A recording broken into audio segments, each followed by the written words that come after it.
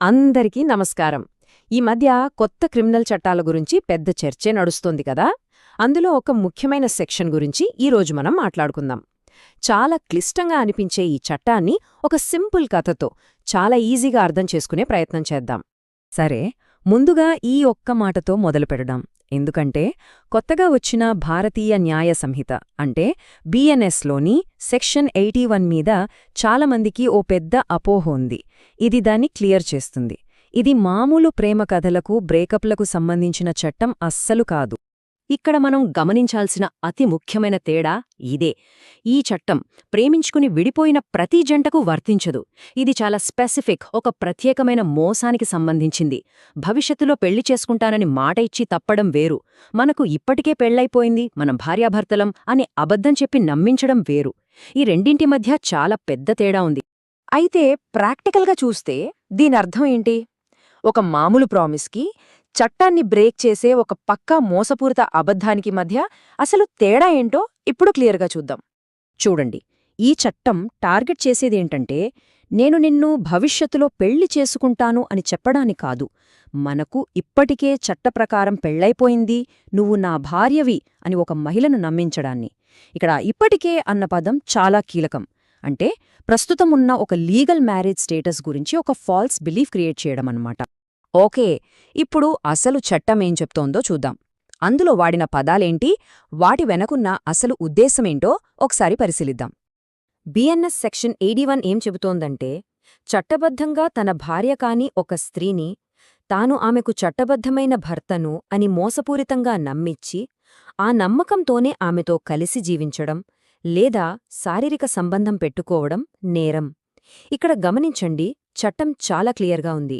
మొదట మోసముండాలి, ఆ మోసం వల్ల పెళ్లయిందనే నమ్మకం కలగాలి, ఆ నమ్మకం వల్లే వాళ్లు కలిసి జీవించాలి. ఈ లింక్ చాలా ముఖ్యం. ఇంక సింపుల్గా చెప్పాలంటే, ఈ నేరం రుజువు అవ్వాలంటే ఒకదాని తర్వాత ఒకటిగా 3 జరగాలి. స్టెప్ 1 మోసం, అంటే అబ్బాయి అమ్మాయిని కావాలనే మోసం చెయ్యాలి. స్టెప్ 2 నమ్మకం, ఆ మోసం వల్ల తను నిజంగానే అతని చట్టబద్ధమైన భార్యనని ఆమె నమ్మాలి.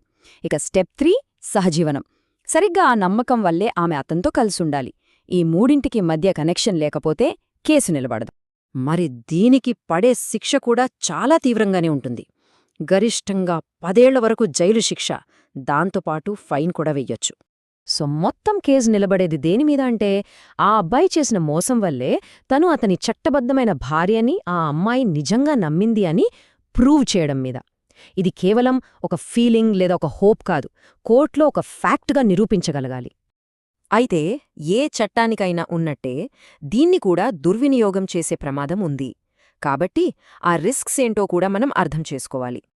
ఈ సెక్షన్ను ఎలా మిస్యూజ్ చేసే అవకాశం ఉందంటే, 1 బ్రేకప్ అయిన తర్వాత రివెంజ్ కోసం వాడొచ్చు, లేదా ఏదో ఒక చిన్న దండల మార్చుకున్న ఫోటో పట్టుకొని అదే పెళ్లి అని ఒక ఫేక్ స్టోరీ క్రియేట్ చేయొచ్చు. కొన్నిసార్లు పరువు పోయిందని కుటుంబ సభ్యులే ఒత్తిడి చేసి కంప్లైంట్ ఇప్పించొచ్చు. అంతెందుకు, పోలీసులు కూడా లోతుగా ఇన్వెస్టిగేట్ చెయ్యకుండా ఈ సెక్షన్ పెట్టేసే ప్రమాదం ఉంది. సరే, ఒకవేళ ఎవరైనా ఇలాంటి తప్పుడు కేసులో ఇరుక్కుంటే వాళ్ళు వెంటనే ఏం చేయాలి, ఎలాంటి స్టెప్స్ తీసుకోవాలి? కేసు ఫైల్ అయిన మొదటి 48 గంటలు చాలా చాలా ముఖ్యం. వెంటనే ఫ్యామిలీ లాలో కూడా అనుభవం ఉన్న ఒక మంచి క్రిమినల్ లాయర్ను కలవాలి. మీ దగ్గరున్న అన్ని కమ్యూనికేషన్స్ అంటే వాట్సాప్ చాట్స్, ఎస్ఎంఎస్లు, ఈమెయిల్స్ అన్నిటినీ వెంటనే బ్యాకప్ తీసుకోవాలి. ఆ తర్వాత మీ రిలేషన్షిప్ మొదలైనప్పటినుంచి మొత్తం టైమ్లైన్ను వివరంగా రాసుకుని, పెళ్లయిందన్న నమ్మకం అనే వాదనకు వ్యతిరేకంగా ఉన్న ఆధారాలన్నిటినీ వెతకాలి. ఆధారాలు అంటే ఏంటి? మీ పూర్తి వాట్సాప్ చాట్ హిస్టరీ కావాలి. కేవలం స్క్రీన్ షాట్స్ కాదు, ఒరిజినల్ ఫైల్స్, ఫోటోలు, వీడియోలు అన్నీ. మీ లొకేషన్ ప్రూఫ్స్ అంటే గూగుల్ టైమ్లైన్ లేదా టోల్ రసీదులు లాంటివి. మీ రిలేషన్ స్టేటస్ తెలిసిన ఫ్రెండ్స్ లేదా సాక్షుల లిస్ట్. ఇంకా ముఖ్యంగా ఆమె తన పేరును, ఇంటి పేరును వాడినట్లు ప్రూఫ్, లేదా మిమ్మల్ని అందరికీ భర్త అని కాకుండా బాయ్ఫ్రెండ్ అని పరిచయం చేసినట్లు ఆధారాలు సేకరించాలి. వీటన్నింటి లక్ష్యం ఒక్కటే, పెళ్లయిందన్న నమ్మకం అబద్ధమని నిరూపించడం. ఫైనల్గా ఇదంతా కోర్టుకి వెళ్తుంది. అక్కడ ఏం నిరూపించగలిగారు అన్నదానిమీదే అంత ఆధారపడి ఉంటుంది. మరి కోర్టేం చూస్తుంది? ఒకర్నే దోషిగా నిలబెట్టాలంటే ఆ బాధ్యత అంతా ప్రాసిక్యూషన్ మీదే ఉంటుంది. మరి వాళ్ళు కోర్టులో ఖచ్చితంగా ఏం ప్రూవ్ చేయాలి? ప్రాసిక్యూషన్ 4 ముఖ్యమైన అడ్డంకులను దాటాల్సి ఉంటుంది. 1. మోసం. ఆ వ్యక్తి కావాలనే మోసం చేశాడని ప్రూవ్ చేయాలి. 2. నమ్మకం.